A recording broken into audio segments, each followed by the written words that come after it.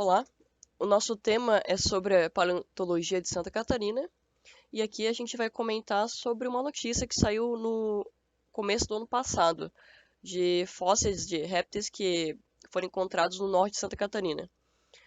Fósseis de répteis que viveram antes do dinossauro são descobertos em Santa Catarina. Tem um print de uma notícia e a gente vai comentá-la. Foi quando houve a seca e isso expôs as rochas do Rio Negro, na divisa do Paraná com Três Barras, a cidade no norte do estado. Aí os moradores identificaram que essas rochas tinham um aspecto diferente e decidiram chamar os pesquisadores da universidade da região, do contestado. Quando eles chegaram lá, os pesquisadores identificaram que era um fóssil de mesossauros. Esse grupo ele já foi encontrado também na África do Sul.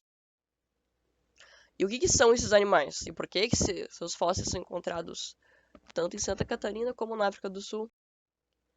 Na verdade, eles são do gênero extinto do início do Permiano e é um membro dos Mesosauridae. Ele foi o primeiro grupo de vertebrados a voltar para a água. Eram animais aquáticos, tinham a cauda longa, os pés eram grandes e achatados e usavam isso para propulsão. Eles tinham dentes em forma de agulha que funcionava como um pente de captura de alimentos. Muito provavelmente porque isso estaria relacionado com a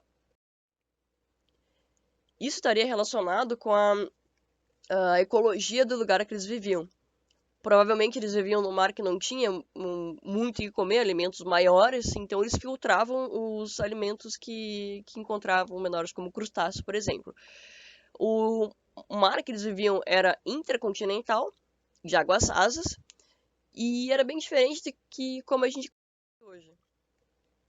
E na verdade esses fósseis podem ser encontrados em várias partes da América do Sul, das regiões que compreendem o que é a bacia do Paraná, o que inclui desde Mato Grosso, Goiás, Paraguai, Uruguai e África do Sul. E por que África do Sul? Aqui outras imagens do que já foi encontrado de fósseis. Isso acontece porque o mar que se estendia para essas regiões fazia parte do supercontinente chamado Pangeia.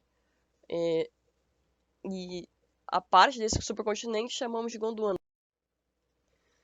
O Alfred Wegener já tinha comentado sobre os continentes. Ele publicou evidências na época que os fósseis de rochas para sua teoria da deriva continental, entre 1912 e 29.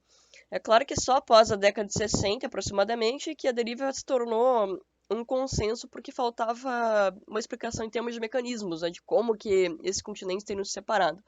Mas ele já tinha dado uma grande contribuição no sentido de evidências fósseis e geológicas. Já apontou que haviam semelhanças e esses continentes se encaixavam muito bem uns com os outros. Só faltava um mecanismo que aí então foi só após a década de 60 que aquilo começou a ser um pouco mais consenso. Mas voltando, sendo assim, o mesossauro foi uma das primeiras evidências fósseis de que os continentes estiveram unidos, suportando a ideia da tectônica das placas e ajudando a entender a deriva continental. Já da época do Wegener, a gente tinha essas pistas, embora, reitero, faltava um mecanismo.